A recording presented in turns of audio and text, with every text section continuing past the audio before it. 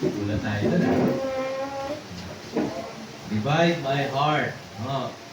Ano daw ang nire-revive? My heart. Ano yun ba pagka naging gano'n na? Ano yung pinapang ko ng mga doktor? Ang gano'n eh. Marami na kasi yung mga Kristyano para naging gano'n na. Kaya kailangan i-revive ulit. Pagka na-pump, tugibok ulit ang puso, ay para sa Panginoon. Ano po yung nakalabes. Kaya nga every service dapat merong revival. Hindi pa pwedeng uuwi ka natapos ng service, wala nangyari. Kailangan meron pong revival, no, sa buhay natin. At the best revival is individual. No? Hindi dahil sa ganda ng programs, hindi ka doon marirevive. Tayo marirevive po, wala ito kundi sa salita ng Diyos. No? Kaya simulan na po natin. Ready na po tayo? Amen. Isa lang? Are you ready? Are you excited? Sa nating Bible natin, may Bible ba kayo? Sa Bible niya. 1 Timothy chapter 2.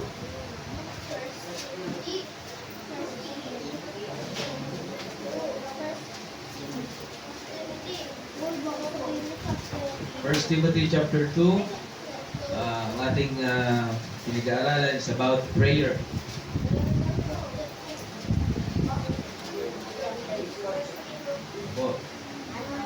First Timothy chapter 2, basahin natin verse 2 until verse number 6. 2 to 6.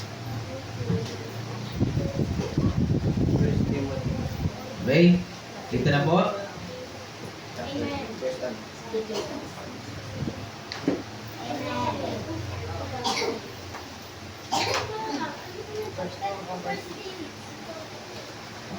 First Timothy chapter 2 verse number 2 to 6.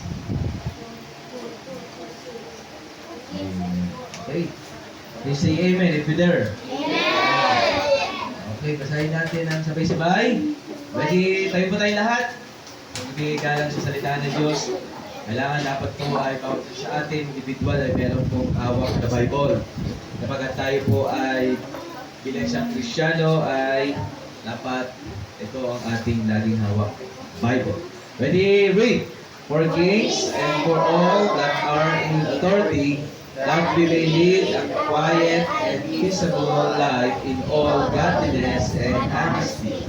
For it is good and acceptable in the sight of God our Savior, who will have all men to be saved and to come unto the knowledge of the truth. For there is one God, one mediator between God and man, the man Christ Jesus, who gave himself a ransom for all to be testified in due time. No? Ang ating mag-aaralan po ngayon ay reason of prayer. No? The reason of prayer. Bakit ba mahalaga ang panalangin? No? Reason why we should pray for the nation.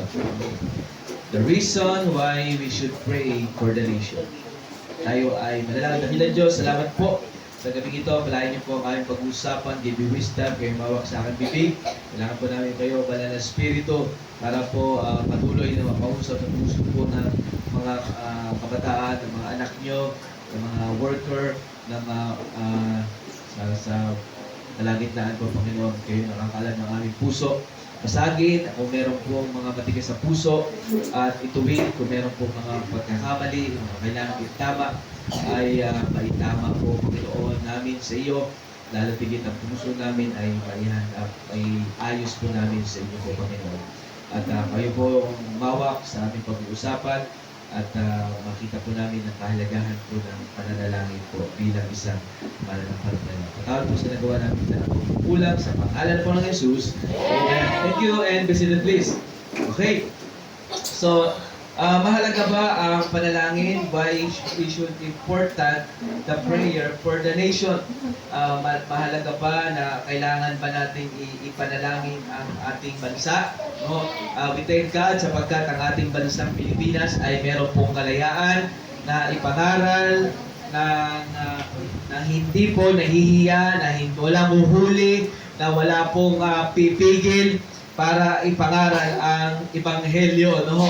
Kaya nga habang samantalahin natin ang pagkakataon, habang meron pa tayong kalayaan at napagkat di natin alam kung ano ang mangyayari sa mga susunod na bukas, dahil may mga bansa ngayon ay talagang hanggang ngayon ay ginigera sila, lalo na po ang bansang Israel ay meron pong mga bomb, anong tawag doon?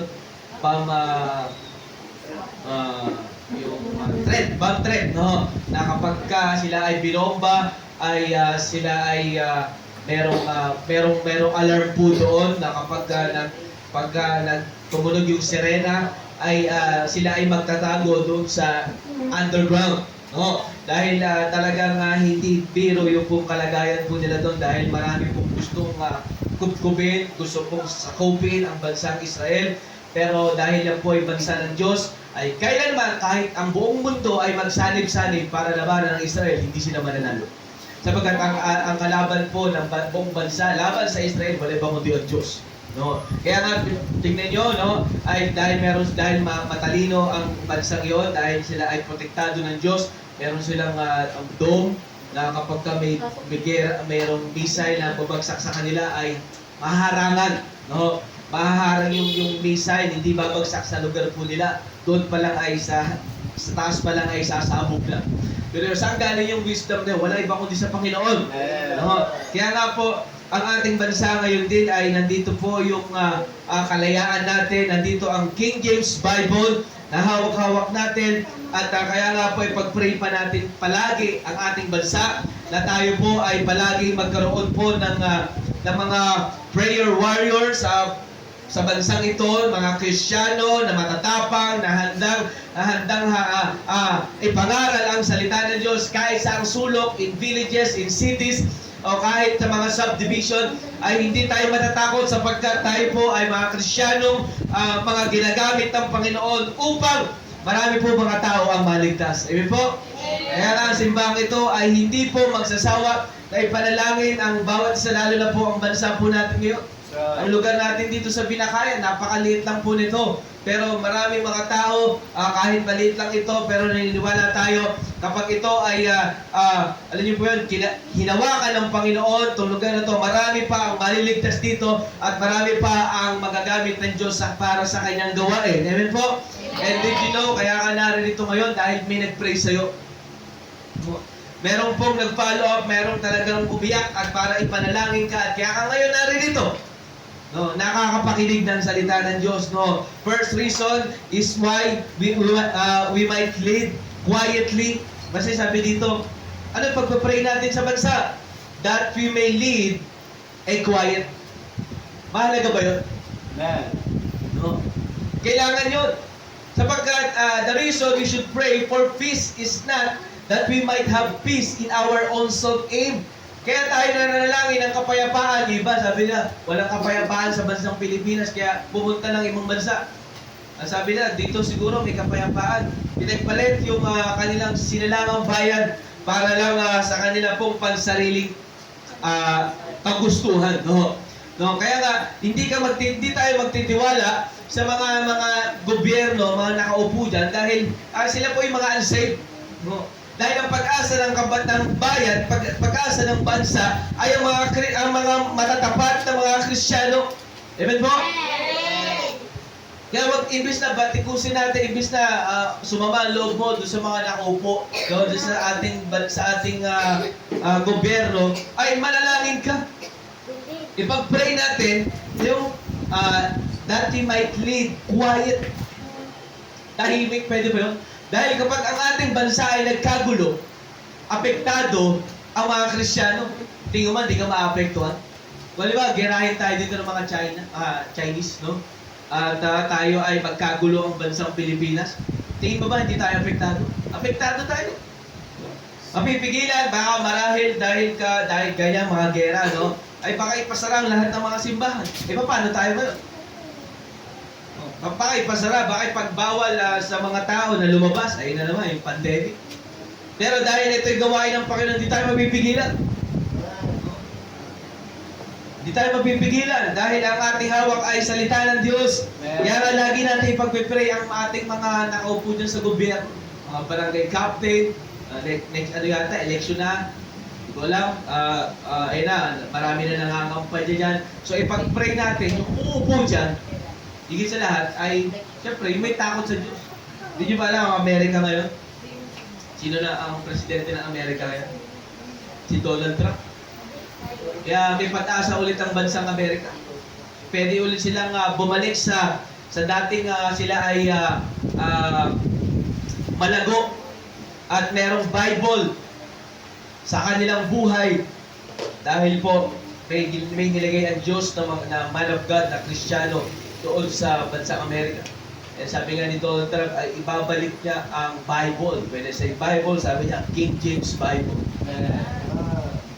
Yun yung promise niya. Pag siya'y nanalo, babalik ko ang King James Bible sa bansang Amerika. Diba? Kaya makikita natin, may plano ang Panginoon sa bansang yun. Eh, di ba, lalo na sa bansang natin, na open ang Bible. Kaya tayo po ay dapat maging prayerful.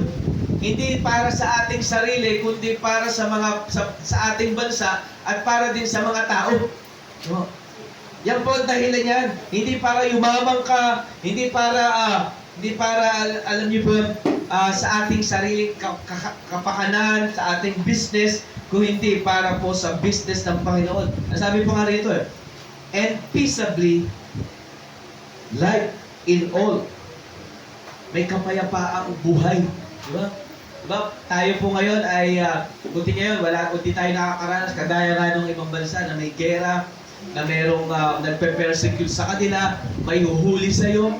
Just try to imagine, buti wala dito pupunta mga pulis, huhulihin ka, dadakpin ka, dadali ka sa kulungan dahil tayo nagbabible. Buti walang ganun dito. Alam niyo ba sa mga Middle East, pag sila ay nag-aaral ng Bible, ay sila ay nakakulong, nandun sila sa ilalim, sa underground sila. At kapag may pulis na kumatok o may nagsumbong sa kanila na may nagbabible dun sa lugar na yon, sa New Testament Baptist Church, dito sa Binakayan, may nagbabible dun. Pag sinumbong tayo, no, paano tayo? Di huli tayo. Sa kanila, kapag nahuli ka nagbabible, pugot ang ulo. Kaya sila ay ingat na ingat. At kapag kumatok na yung mga pulis, lalo na sa Vietnam, bawal na bawal sa kanila yun.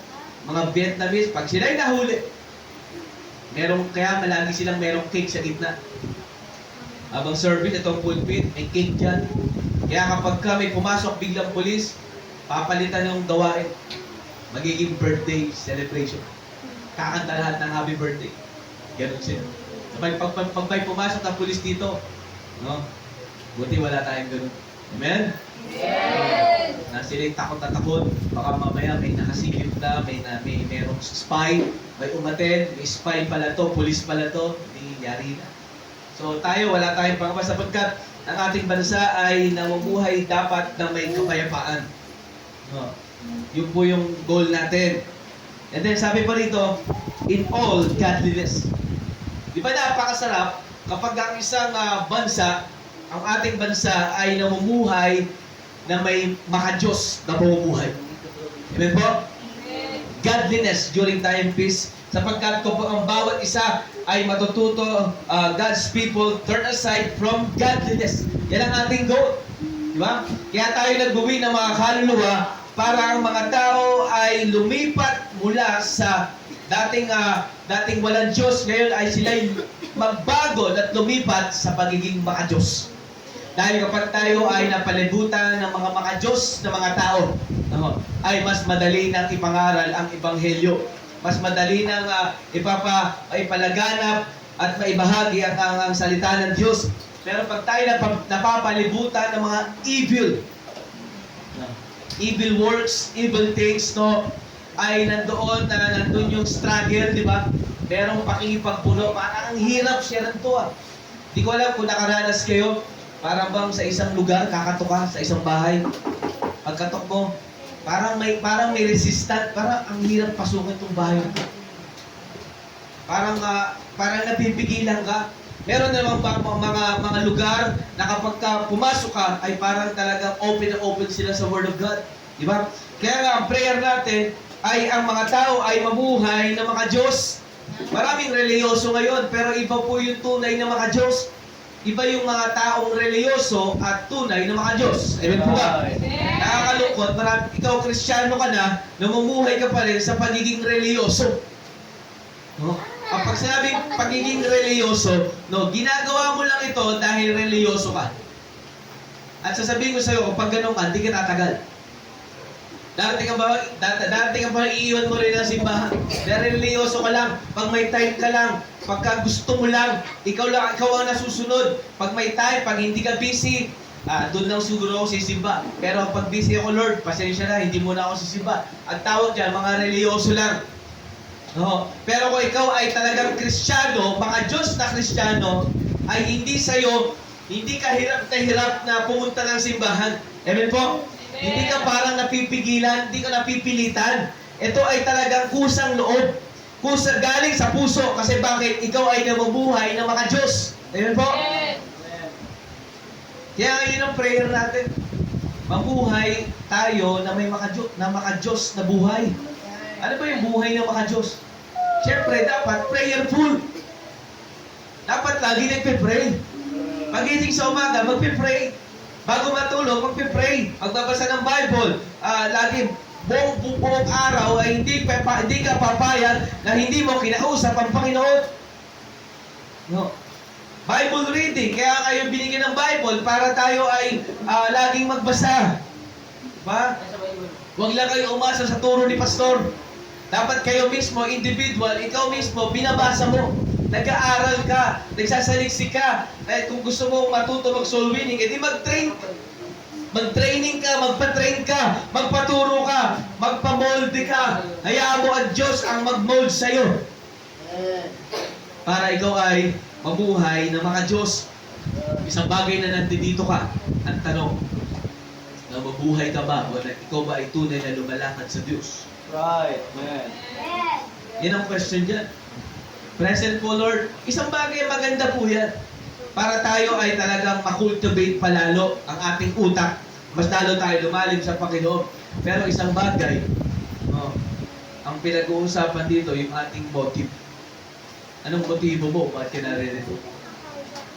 Dahil kung ang motibo natin ay dahil sa kaibigan, ay hindi po tayo tatagal.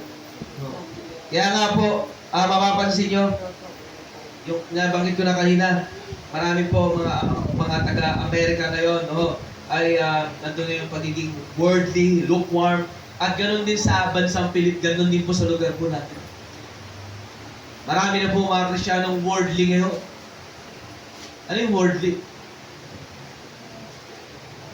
Minsan sa Diyos, minsan hindi sa Diyos.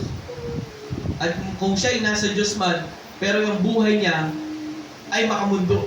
Pag sabi makamundo, kung ano yung takbo ng mundo, kung ano yung uso, ginagaya mo, ginagawa mo, kung ano yung trending ngayon sa social media, ginagaya mo, kung ano yung usong salita ngayon, yun na rin lumalabas sa bibig mo.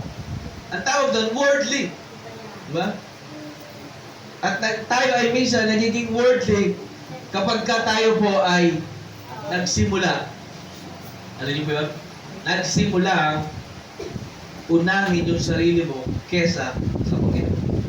Pag tayo nagsimula na tayo ay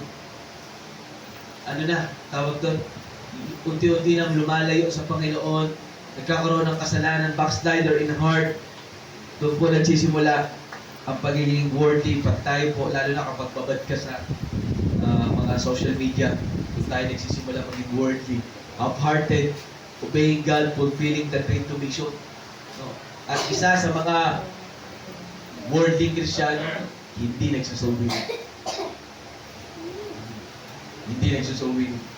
Kaya nga, pag ikaw ay maka-Diyos, nabubuhay ng maka-Diyos, dapat mahal mo ang kaluluwa. Amen po? Hindi pa pwedeng hindi. At kapag ikaw talaga nanghihina, nanlalamig, normal, dumarating sa atin yan, no? Mag-soul winning ka, babalik ulit yung energy mo sa paglilingkod mo sa Panginoon. The reason why we should pray peace, we might reach toward God's word, not toward our own business.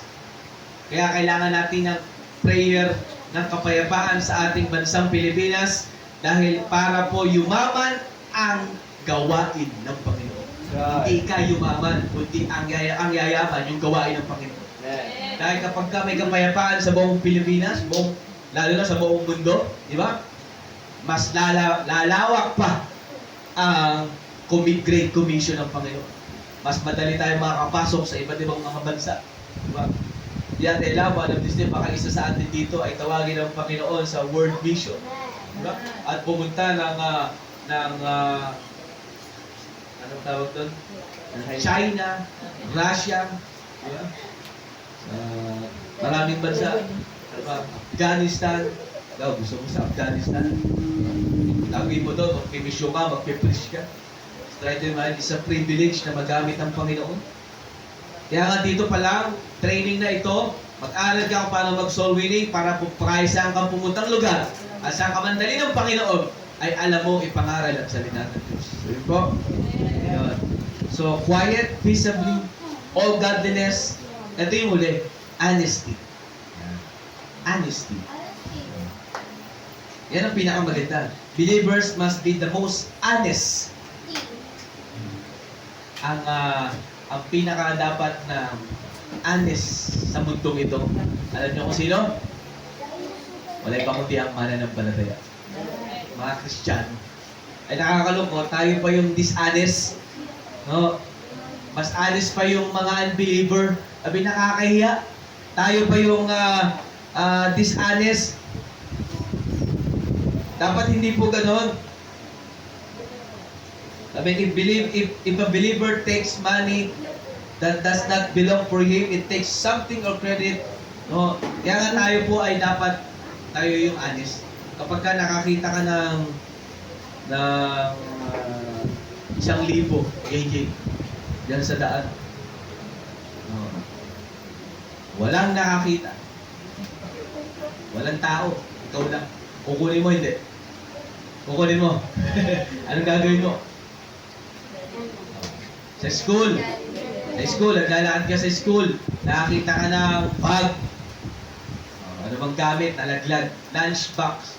Yun lang. Ito mo, pagkain ko. Kainin ko kaya. Walang nakakita. Ano nga una mong gagawin mo? Kakainin mo, ibabalik mo dun sa guard o sa guidance. O dun sa office. Babalik. No? Siyempre, hindi mo kakainin. Pag nakita lang kinakain, uy, ba't kinakain mo? Kaya yan eh. Nakakalungkot. Tapos babalitaan pa nila. Nag-aating ka dito sa church. Kristiyano ka. Baptist ka.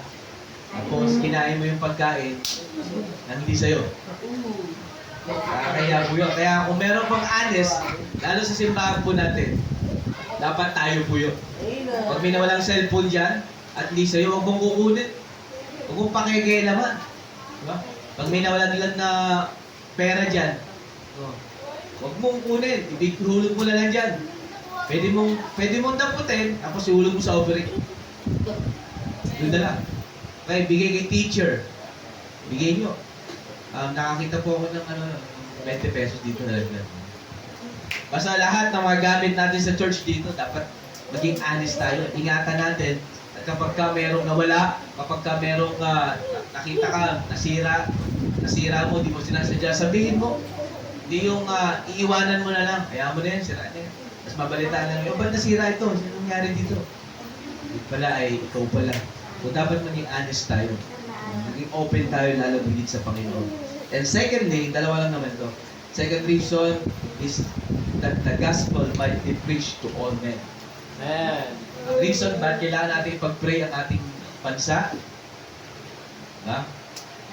is to preach the gospel to all men. Kasi sabi dito, what is good and acceptable in the sight of God, our Savior, who will have all men to be saved. Diba? Kaya nandun yung paalala ni Apostol Pablo kay Timothy, at teka, ipag-pray mo ang mga authority sa buhay mo, sa gobyerno, sa pamilya, lalo higit sa simbahan, para marami pang mga tao ang maligtas sapagkat yun ang ating goal. Kaya tayo nabubuhay dito sa mundong ito, kaya ka niligtas ng Diyos, dahil para ikay gamitin ng Diyos para marami pang mga tao ang maligtas. Amen po? Kaya hindi tayo magsasawa na mag-soul winning. Hindi tayo magsasawa na ipangaral ang salita ng Diyos. Every week, meron tayong mga naakay na kaluluwa. Wala man nagre-respond, sayaan mo ang Panginoon, trabaho ng Panginoon. Ang trabaho mo is to be witness, to share the gospel. At ang resulta ay ang sa Panginoon. And then you know, lahat po tayo ay produkto ng soul winning. Kaya ka narito kayo, dahil may humayo, nagturo sa'yo, in-invite ka dito sa church, kaya ngayon, nakakapakinig ng salita ng Diyos. Amen po? At kaya nga ikaw ngayon, na nakakapakinig ka na, ikaw naman ang magtuturo sa iba. And to come unto the knowledge of truth, para sila ay humantong at makita nila ang katotohanan. Dahil marami na po mga false teachers ngayon. Marami na po mga false doctrine po ngayon ang dilipanak. Kaya mag-ingat po tayo sa mga pinakikinggan niyo po. Dahil baka mamaya, isa ka sa mga mapuntahan ng mga kulto, pupuntahan ka yan, mga nakakurbata rin yan, no? Nakahawak na attached case yan, at may payong. No? Sabi nga, ang kaibahan ng Baptist sa Jehovah's Witnesses, ang Baptist walang payong. Ang Jehovah may payong. Ano nyo ba yung Jehovah? Isa marami na punta dyan sa apply. Tuwing linggo, babahay-bahay yan, grupo yan, pupuntahan ka yan, ibigyan ka ng babasahin, di bayad yun. At pag ikaw nabigyan ng gumising, no? Kasi tulog ka pa, sa linggong-linggo, tulog ka, wala ka sa church, kaya kayo, maaabutan ka ng mga yan. Kaya pag ikaw linggo, nasa church, di ka maaabutan ng mga yan. Kaya ang goal natin, para po, kailangan natin ipag-pray ang ating bansa para marami pong maligtas at para makita nila ang katotohanan. At sino magsasabi sa kanilang katotohanan? Wala iba kundi ang mga Baptist. Amen po? Wala iba kundi ang mga Kristiyano na mga matatapang na handang ipangaral ang salita ng Diyos. Amen. For there is one God. Merong iisang Diyos. One mediator between God and man, the man Christ Jesus. Talk about prayer. Sapagkat tayo, ang goal natin, kaya tayo ay laging lalapit sa Panginoon sapagkat meron tayong mediator. And then the mediator is the Lord Jesus Christ. Amen po? That is yung Holy Spirit, our intercession. And then kaya nga hindi na natin kailangan pumunta kay Mary para lang manalangin. Kaya dati nagpipray kay Mary. Ano yung prayer nun? Hail Mary. Kung nagpipray ka nun, sa ulo mo yun. Kiss na yun, huwag mo na yun ang prayer. Diretso ka na sa Panginoon sa Kristo. Sapagkat si Kristo ang mediator, hindi si Mary. Kung ang turo sa inyo, ng mga RC, sabi niya si Mary, kailangan tawag ka muna kay Mary dahil nanay yan, malakas yan sa anak. Dahil pag ang nanay yan nag-request, susunod na lang ang anak. Saan sa Bible yun? Wala yun sa Bible. Sabi, there is one God, one mediator. Sino ang mediator ng tao at ang Diyos? Wala iba kundi ang Panginoong Kristo. Ito hindi maunawa ng mga INC. Siya na nga yung tagapagligtas, siya na nga yung mediator para tayo maka-access dun sa langit. Pero nire-reject nila si Kristo, sa kanila si Kristo yung tao lang. Paano sila makaka-access dun sa langit? Kaya hindi sila pupunta ng langit. Hindi sila pupunta ng langit. Dahil yung mediator, yung access, yung daan patungo sa langit, nire-reject nila.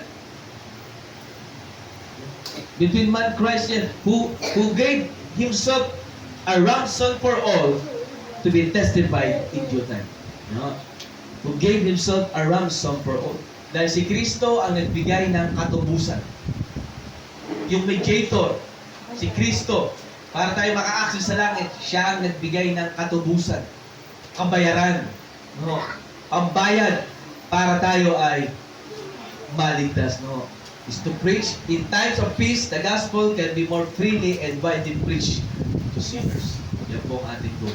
Kaya nga, kailangan natin ng matinding panalangin para sa ating bansa, lalo tigil sa ating sarili, para tayo po ay lalo magamit ng Panginoon.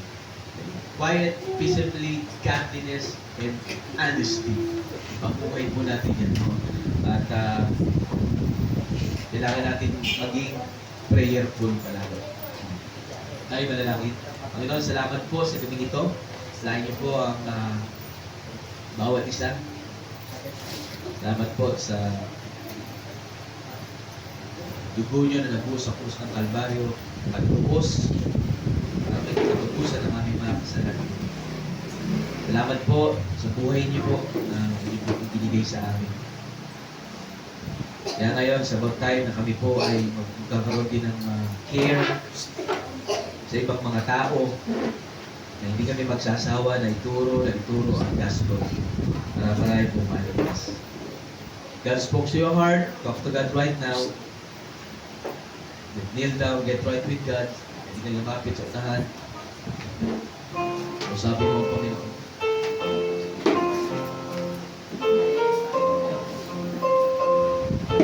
Hindi mo kayo sa unahan.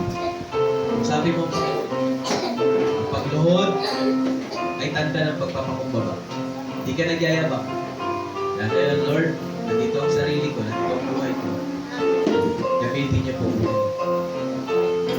Lapit ka lang pipigil sa'yo. Pigilan yung sarili mo. Get right with God tonight.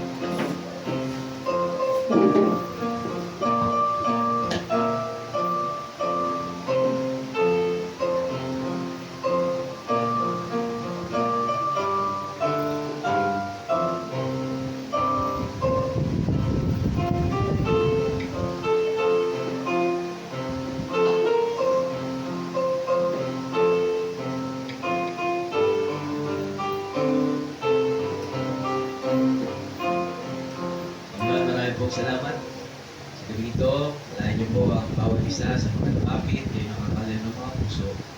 At alayin niyo po kami sa mga susunod na araw para po ma-apply po namin ang mga natutunan